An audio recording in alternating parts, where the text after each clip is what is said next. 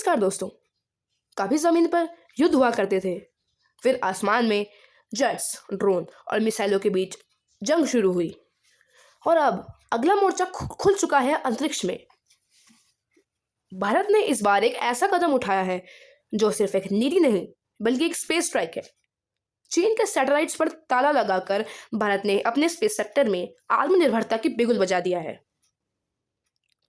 भारत सरकार ने हाल ही में एक कड़ा और ऐतिहासिक फैसला लिया है कि अब कोई भी कंपनी जो चीन से जुड़ी है वो भारत के भीतर अपनी सैटेलाइट सेवाएं नहीं दे पाएंगी। ये फैसला अचानक नहीं आया है, इसके पीछे है कई सालों की सोच, राष्ट्रीय सुरक्षा की चिंताएं और एक आत्मनिर्भर भारत का विजन। दरअसल भारत के अंतरिक्ष क्षेत्र के नियामक इन स्पेस ने 3 बड़ी विदेशी कंपनियों के प्रस्तावों को खारिज कर दिया है: चाइना सैट, एप स्टार और एशिया सैट। इन कंपनियों का चीन या हांगकांग से गहरा संबंध है और ये भारत के कई ब्रॉडकास्टर्स को सैटेलाइट सेवा देते रहती हैं। एशिया सैट तो भारत में पिछले 33 वर्षों से काम कर रही थी, लेकिन अब इन स्पेस ने साफ कह दिया है कि राष्ट्रीय सुरक्षा के मुद्दे पर कोई भी समझौता नहीं होगा। भारत में पहले जिन सैटेलाइट्स को इस्तेमाल की इजाज़त थी, जैसे एशिया सेट 5 और एशिया सेट 7, उन्हें सिर्फ मार्च 2025 तक की ही मंजूरी मिली है। बाकी सैटेलाइट्स AS6, AS8 और AS9 के प्रस्ताव सीधे खारिज कर दिए गए हैं।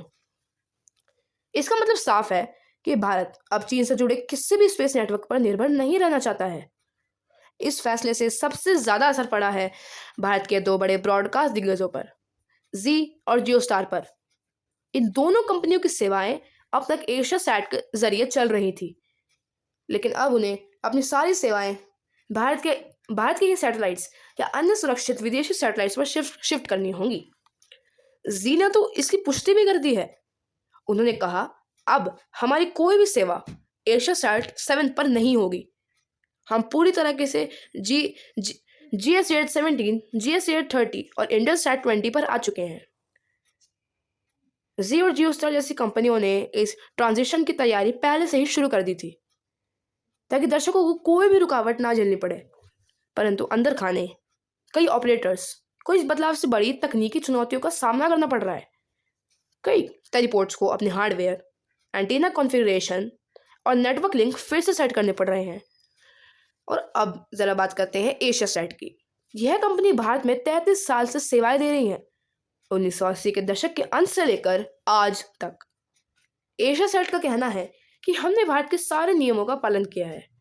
MIB, DOT, DOS, MHA हर विभाग में मंजूरी ली है, फिर हमें लंबी अवधि की अनुमति क्यों नहीं दी जा रही है?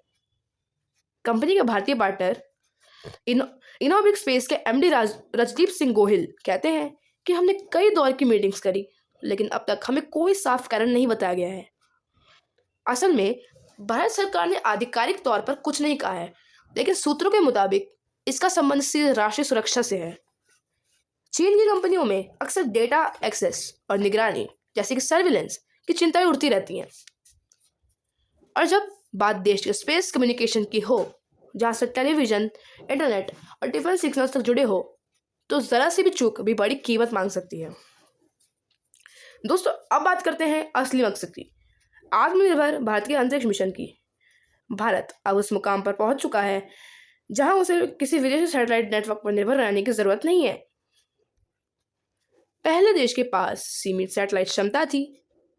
GS8 सीरीज में कुछ सैटेलाइट्स भी सक्रिय थे, लेकिन अब इसरो की बदौलत भारत के पास GS8-7, GSAT-17, GSAT-30 और आने वाले GSAT-N2 जैसे कई नए सैटेलाइट्स हैं जो न केवल कमर्शियल सेवाएं संभाल सकते हैं बल्कि सुरक्षा और संचार दोनों में आत्मनिर्भरता लाने में सक्षम है। भारत का विजन है 2033 तक देश का स्पेस इकोनॉमी $44 अरब के स्तर तक पहुंच जाए, और इसमें सबसे बड़ा रोल होगा सैटेलाइट कम्युनिकेशन सेक्टर का।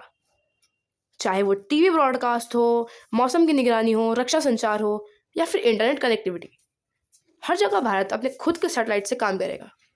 इस दिशा में भारत ने पहले ही कई बड़ी छलांगें मार रखी हैं। इन स्पेस के जरिए प्राइवेट कंपनियों को स्पेस प्रोजेक्ट्स में एंट्री दी गई है।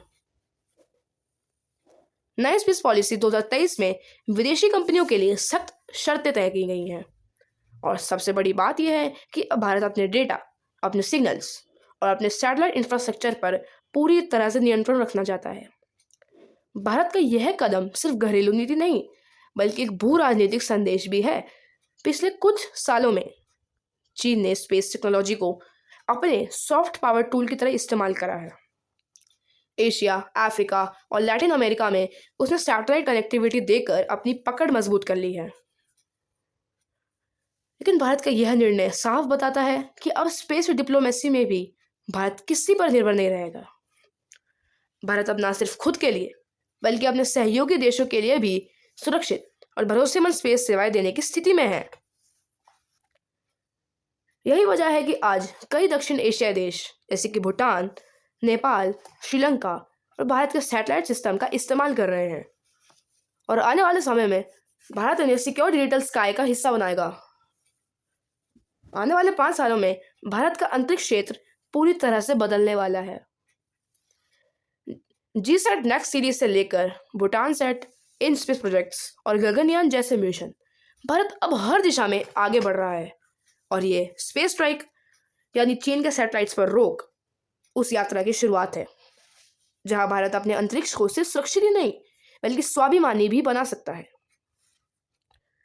तो दोस्तों, याद रखिए कि यह कोई छोटी खबर नहीं, यह उस भारत की कहानी है जो अब कह रहा है कि हम अपने आसमान के मालिक खुद हैं। अब भारत का स्पेस भारत की सोच से चलेगा, भारत की तकनीक से चमकेगा और भारत की सुरक्षा के लिए जिएगा। क्योंकि यह नया युग है आत्मनिर्भर अंतरिक्ष का, जहां हर सिग्नल, हर सैटेलाइट और हर मिशन कहता है कि भारत का स्पेस भारत के नाम। मैं हूं वैभव, मिलते हैं अगली वीडियो में।